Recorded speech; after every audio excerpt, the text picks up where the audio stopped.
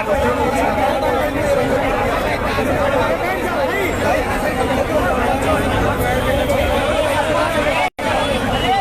यहाँ पे पहली बार आया हूँ।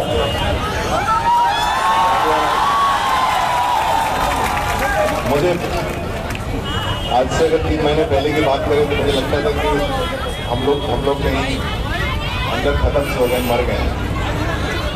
हम लोग चुपचाप जो है अपनी मौत मर रहे हैं, लेकिन अभी यहाँ पे आके लगता है कि हम लोग जिंदा हैं। और मैं भी सब छोड़ के चला गया। और जो जामिया में हुआ वो एक लड़की जिसका मैंने वीडियो देखा, उसको देख करके मैं ट्विटर पे वापस आया।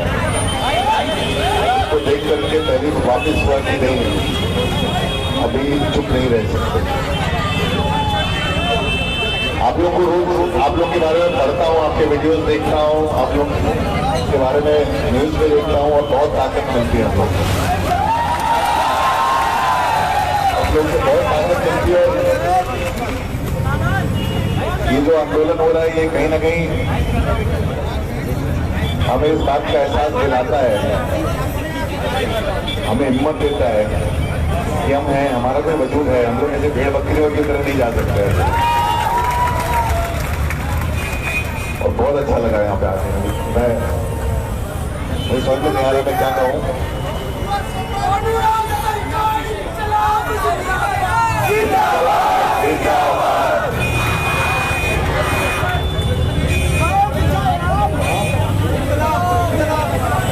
इंकलाब जिंदाबाद, इंकलाब जिंदाबाद। आवाज दो, आवाज दो।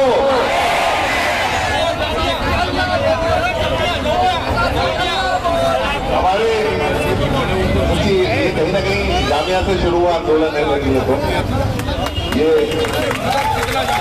यहाँ से जेएनयू पहुंचा, जेएनयू से पूरे भारतवर्ष में फैल गया।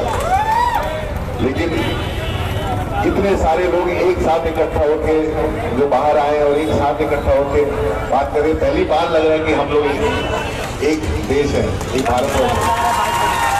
और बहुत समय के बाद, बहुत समय से जरूरत पड़ी सबके बाहर आने की। और कहीं ना कहीं हमारे संविधान को हमें वापस लेने की जरूरत है।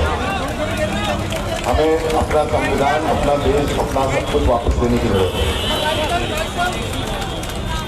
और ये ऐसे ही होगा, ऐसे ही सड़क पे आके साइलेंटली, बिना हिंसा के वो कितना भी प्रयोग करे। और ये बहुत लंबी लड़ाई है, ये लड़ाई छोटी नहीं है। कल खत्म नहीं होगी, परसों खत्म नहीं होगी, ये अगले चुनाव के साथ खत्म नहीं होगी। और इसके लिए बहुत धैर्य चाहिए। ये धैर्य की लड़ाई है। और वो भी देख रहे हैं बैठ के, वो लोग इंतजार कर रहे हैं कि यहाँ पे लोग कब थक जाएंगे और उठ के घर चले जाएंगे, कब इनको भूख लगेगी, कब इनको आराम चाहिए, कभी वापस चले जाएंगे। ये धैर्य की लड़ाई है। और हमें भी इतना धैर्य रखना है कि हम बैठे रहेंगे। हम बैठे रहेंगे जब तक आप हमारे सामने आके हमारे मन में उठे सारे सवालों के जवाब तब तक नहीं देते, जब तक हम अंदर से सेटिस्फाई नहीं हो जाते। आपके कुछ भी कहने से हम मान नहीं लेंगे। और अक्सर आपके ऊपर फेंका जाता है, बोला जाता है कि आप क्यों बाहर आ रहे हो, ये हमारे देश के जो रह रहे उनके लिए नहीं है ये कानून। हम कैसे मान लें जबकि आपके होम मिनिस्टर कुछ और कहते हैं, कोई कुछ और कहता है, कोई कुछ और कहता है। हम देखते हैं उनका जो पैटर्न क्या है, हमें विश्वास नहीं है कि वो क्या कहते हैं, हम देखना चाहते हैं कि वो क्या करते हैं। तो ये लड़ाई बहुत लंबी जाने वाली है, बहुत सारी धैर्य की लड़ाई है। और ये आपको बैठे रहना, और हम लोग सब साथ हैं, हम लोग सब साथ हैं। कई लोग हैं जिनसे आप एक्सपेक्ट करते हो कि वो बोल क्यों नहीं रहे, वो साथ में आगे क्यों नहीं आ रहे। लेकिन मैं ये भी कहना चाहूँगा, कई लोग अपने साइलेंस में भी आपके साथ हैं, कई लोग अपने साइलेंस में भी आपके साथ हैं। और सब खड़े हैं। और सबसे एक्सपेक्ट नहीं कर सकते कि कोई आए, हर आदमी के अपने कारण होते हैं, लेकिन बहुत लोग आपके साथ खड़े हैं। और हम सब देख रहे हैं क्या हो रहा है, हम सब देख रहे हैं क्या हो रहा है। और ये चलेगा तब तक जब तक या तो वो कानून वापस नहीं लेते, या कि हमें समझाते नहीं हैं और हमें दिखाते नहीं कि वो जो बोल रहे हैं और वो जो करेंगे वो एक ही चीज़ है। वो बोलते कुछ और है और करते कुछ और है, हमें विश्वास नहीं है।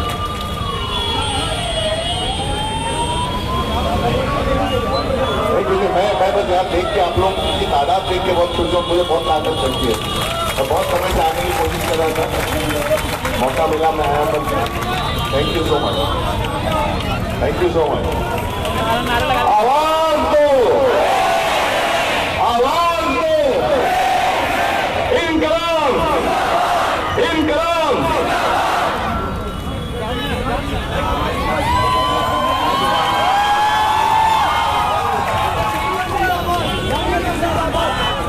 जामिया जिंदाबाद, जामिया जिंदाबाद, नारी शक्ति जिंदाबाद, दादी शक्ति जिंदाबाद।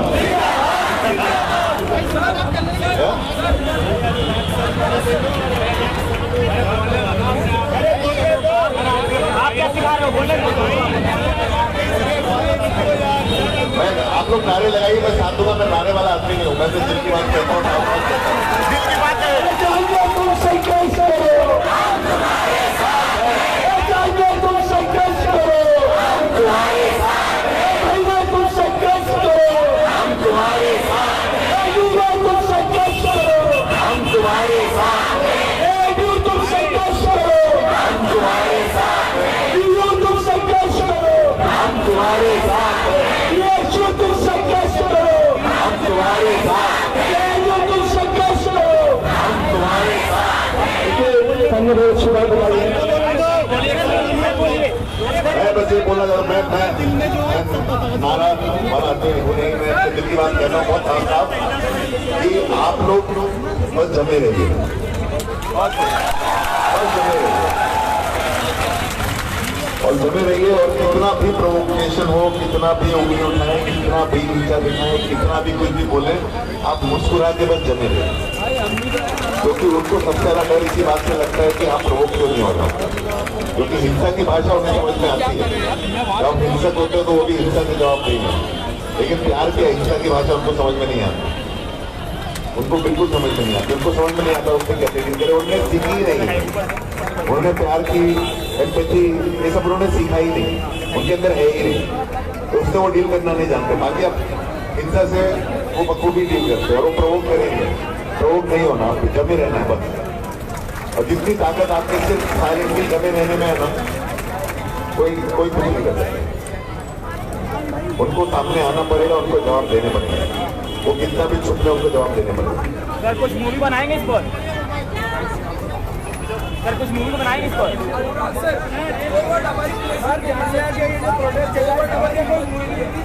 हिम्मत तो आप लोग को देख के हिम्मत मुझे मिली कि मैं वापस आया ट्विटर पे। आप लोग की उतरे उससे देख के हमें भी ताकत मिली, नहीं तो लगता था कि ये पता नहीं क्या हो रहा है। अभी सबको सबके हाल पे छोड़ के चला गया था।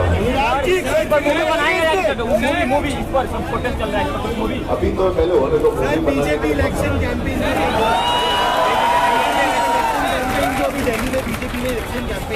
वो तो बहुत ही सिंपल सी बात है कि आप जो है उस तरह की सरकार से डील कर रहे हैं जो अलग अलग तरह से अपनों और दूसरों से डील करते हैं। आप ऐसी सरकार से डील कर रहे हैं जो प्रोवोकेशन मैन्युफैक्चर करती है और खुद जामिया में घुस जाती है और अटैक करती है, लेकिन जेलों के बाहर खड़ी रहती है। आप ऐसी सरकार से डील कर रहे हैं जो गार्गी कॉलेज के मॉलेस्टर्स को 40 घंटे के अंदर बेल देके छोड़ देती है और डॉक्टर कबीर को उनपे NSA लगा के वापस अंदर ला देती है। वो बेल पे छोड़ देते हैं तो भी उनको नहीं छोड़ते। आप ऐसी सरकार से डील कर रहे हैं जो शाहीन बाग में एक बच्चे की मौत हो जाने पे पूरे शाहीन बाग पे क्वेश्चन मार्क लगा देती है। लेकिन कर्नाटका में 2 तरह के नाटक होते हैं, जहाँ पे एक पे बाबरी मस्जिद डिमोलिशन हो रहा है, उसके बच्चों की अलग बात है, लेकिन जहाँ पे मोदी जी को क्रिटिसाइज करते हैं वहाँ पे उठा के उनको बंद कर देते हैं उनके माँ बाप को। यूपी में बच्चे मारे जाते हैं उस पर उनके ऊपर सवाल नहीं उठता। तो अब आप ऐसे सिस्टम से सरकार से डील कर रहे हैं जहाँ पुलिस भी उनकी है, जुडिशरी भी उनकी है और वो खुद तो नहीं। तो ऐसे में ये लड़ाई लंबी है और बहुत लंबी लड़ाई है और वो धीरे धीरे ही धक्का देना पड़ेगा। वो धक्का जो है फोर्स के साथ नहीं दे सकते, जम के दे सकते। जब आपकी तादाद बढ़ती जाएगी तो पीछे हटते जाएगी। और ये कल खत्म होने वाली लड़ाई नहीं है।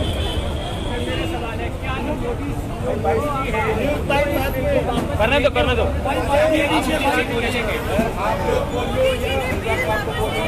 मना कर दिया है सर ये सब कह रहे हैं बिल वापस लेने से सरकार ने मना कर दिया है।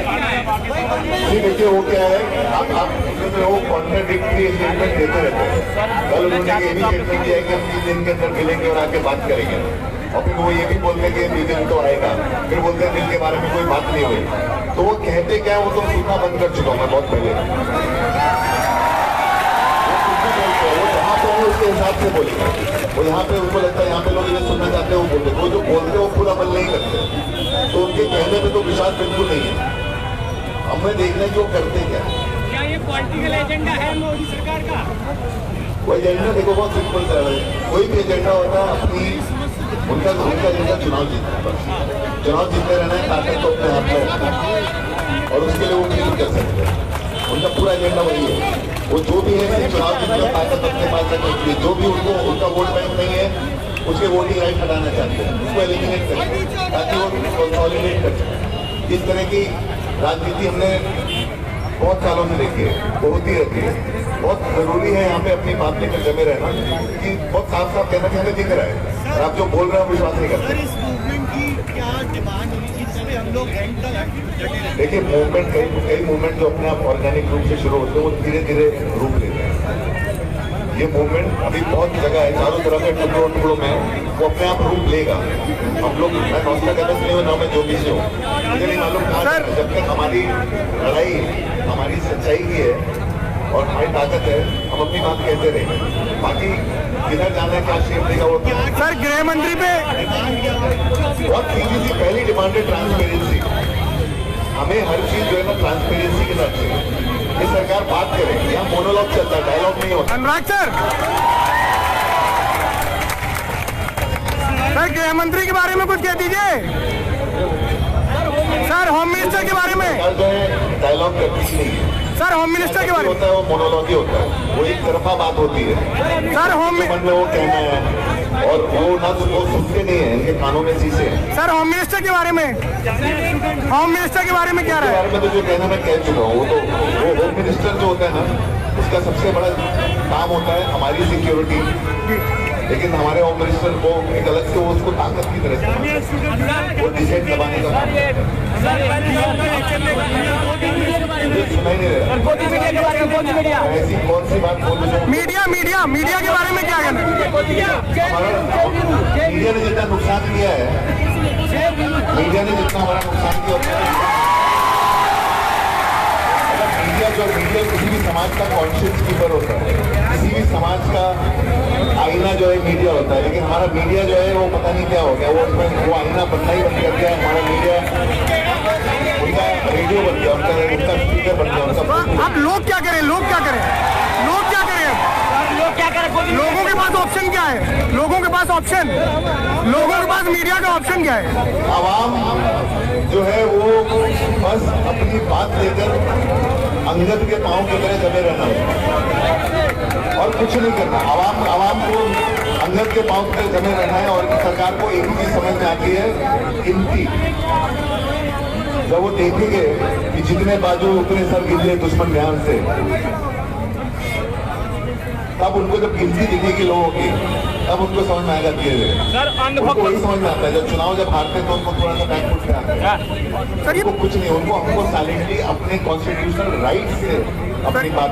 ये पॉलिटिकल पार्टियों में जो IT सेल्स बना रखे हैं जो हेट फैलाते हैं, हेट फैलाते हैं। 24 तारीख को यहाँ पर इंडिया में अमेरिका के प्रेसिडेंट ट्रंप आ रहे हैं। इससे पहले क्या NRC का CSR एक्शन हो सकता है सरकार ले सकती है?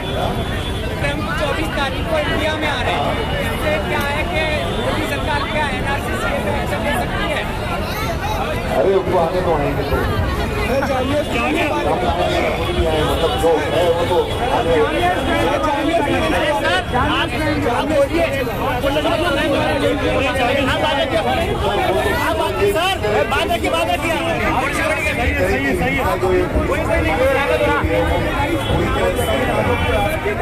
और वो कानून का बहाना बना के प्रोवोकेशन मैन्युफैक्चर करके अटैक करना, वो जो है मेरे समझ में नहीं आता कि कैसे जुडिशरी को दिखता नहीं है, कैसे किसको दिखता नहीं, किस वजह से लोग अंदर को दिखता नहीं आता।